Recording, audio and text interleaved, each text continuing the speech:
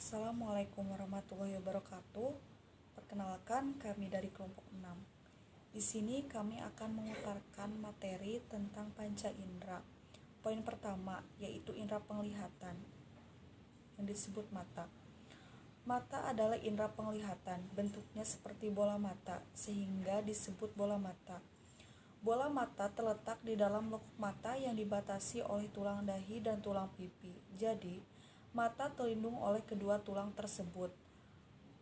Mata mempunyai bagian-bagian yang terletak di luar dan di dalam mata.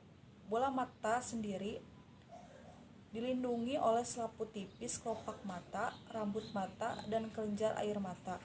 Kelopak mata berguna untuk berkedip sehingga bola mata akan terhindar dari kotoran atau benda-benda lainnya. Selanjutnya ada bagian-bagian mata. Yang pertama yaitu bola mata. Bola mata dikelilingi oleh 3 lapisan yaitu sklera, koroid, dan retina. Yang kedua yaitu kontak mata. Kontak mata berfungsi untuk melindungi bola mata dari kerusakan. Yang ketiga ada otot mata.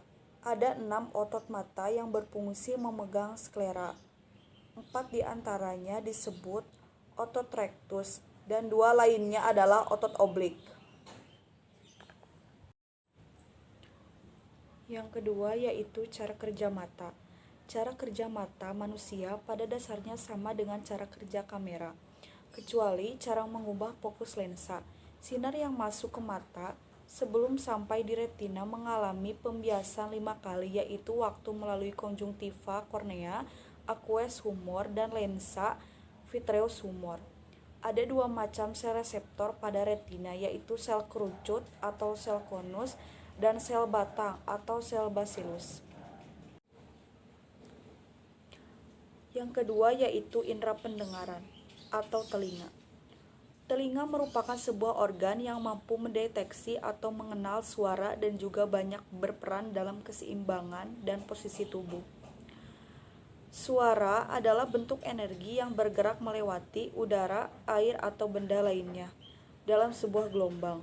Walaupun telinga yang mendeteksi suara, fungsi pengenalan dan interpretasi dilakukan di otak dan sistem saraf pusat. Adapun klasifikasi dan epidemiologi telinga. Yang pertama yaitu kehilangan pendengaran konduktif, yang kedua kehilangan pendengaran sensorik, dan ketiga kerusakan pendengaran neutral.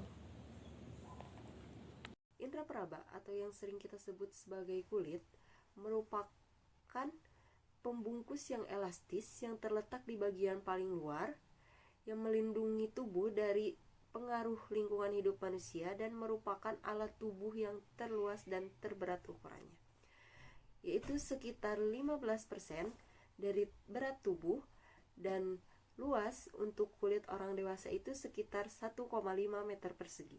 Kulit sangat kompleks, elastis, dan sensitif. Kulit juga sangat bervariasi terhadap iklim, umur, seks, ras, dan juga sangat bergantung pada lokasi tubuh serta memiliki variasi mengenai lembut, tipis, dan tebal. Bagian kulit secara garis besar tersusun atas 3 lapisan, yaitu epidermis, dermis, dan lapisan subkutis. Adapun fungsi utama kulit yaitu proteksi, absorpsi, ekskresi, perfepsi, pengaturan suhu tubuh, pembentukan pigmen sel, kreatinisasi, dan pembentukan sintesis. Adapun kelainan pada kulit yaitu kusta. Kusta adalah penyakit infeksi kronik. Penyebabnya ialah Mycobacterium leprae yang pertama kali menyerang susunan saraf tepi. Selanjutnya ia menyerang kulit, mukosa atau mulut, sistem pernapasan bagian atas, sistem retikuloendoteliat, mata, otot, tulang, dan testis. Baik, selanjutnya yaitu indera pengecap atau lidah. Lidah merupakan kumpulan otot rangkap pada bagian lantai mulut yang dapat membantu pencernaan makanan dengan mengunyah dan menelan. Lidah dikenal sebagai indera pengecap yang banyak memiliki struktur tunas pengecap. Menggunakan lidah, kita dapat membedakan berbagai macam rasa, dan juga lidah membantu kita dalam berbicara. Permukaan atas lidah penuh dengan tonjolan atau papila. Pun bagian-bagian lidah, sebagian besar lidah tersusun atas otot rangka yang terletak pada tulang hyoideus, tulang rahang bawah, dan processus styloideus di tulang pelipis. Penyakit pada lidah yaitu sariawan atau stomatitis aptosa recurrent (SAR), merupakan suatu peradangan jaringan lunak mulut yang ditandai oleh ulkus yang rekuren tanpa disertai gejala penyakit lain.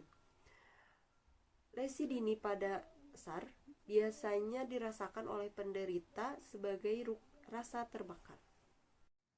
Selanjutnya, panca indera yang kelima yaitu indera pencium atau hidung. Hidung merupakan organ penting yang seharusnya mendapat perhatian lebih dari biasanya. Hidung merupakan salah satu organ pelindung tubuh terpenting terhadap lingkungan yang tidak menguntungkan.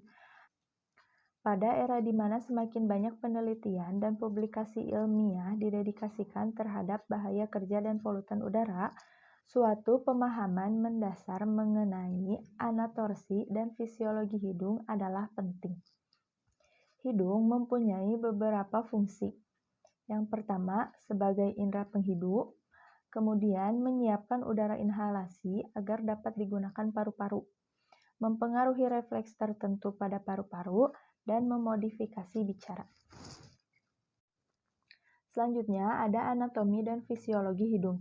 Yang pertama, ada anatomi dari hidung bagian luar.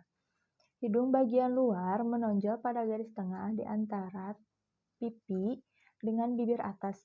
Struktur hidung luar dapat dibedakan atas 3 bagian. Yang pertama adalah bagian yang paling atas. Kubah tulang yang tak dapat digerakkan. Di bawahnya terdapat kubah kartilago yang sedikit dapat digerakkan. Dan yang paling bawah adalah lobulus hidung yang mudah digerakkan. Di sebelah superior, struktur tulang hidung luar berupa processus maxilla yang berjalan ke atas, dan kedua tulang hidung semuanya disokong oleh processus nasalis tulang frontalis dan suatu bagian lamina perpendicularis tulang ethmoidalis. Spina nasalis interior merupakan bagian dari processus maxillaris medial embrio yang meliputi permaksila anterior, dapat pula dianggap sebagai bagian dari hidung luar. Bagian berikutnya yaitu kubah cartilago yang sedikit dapat digerakkan, dibentuk oleh cartilago lateralis superior yang saling berfusi di garis tengah serta berfusi pula dengan tepi atas cartilago septum quadrangularis. Selanjutnya ada anatomi hidung bagian dalam. Struktur ini membentang dari os internum di sebelah anterior hingga coana di posterior, yang memisahkan rongga hidung dari nasofaring. Septum nasi merupakan struktur tulang di garis tengah. Secara anatomi membagi organ menjadi 2 hidung. Selanjutnya, pada dinding lateral hidung terdapat pula konka dengan rongga udara yang tak teratur di antaranya meatus superior, media, dan inferior. Kemudian ada kesimpulan. Yang pertama, mata. Mata mempunyai reseptor khusus untuk mengenali perubahan sinar dan warna. Sesungguhnya yang disebut mata bukanlah hanya bola mata, tetapi termasuk otot-ototnya pula. Yang kedua, ada telinga. Telinga mempunyai reseptor khusus untuk mengenali getaran bunyi dan untuk keseimbangan tubuh. Ada 3 bagian utama dari telinga.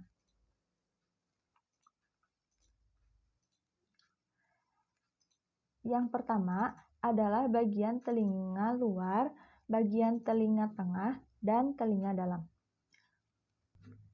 Yang ketiga ada kulit.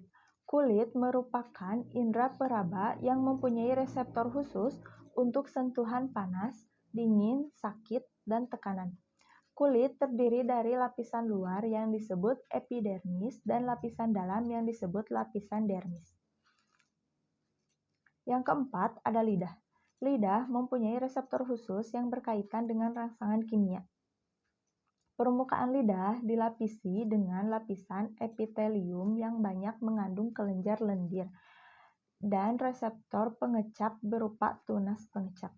Yang terakhir ada indera pencium atau pembau yaitu hidung berupa kemoreseptor yang terdapat di permukaan dalam hidung, yaitu pada lapisan lendir bagian atas.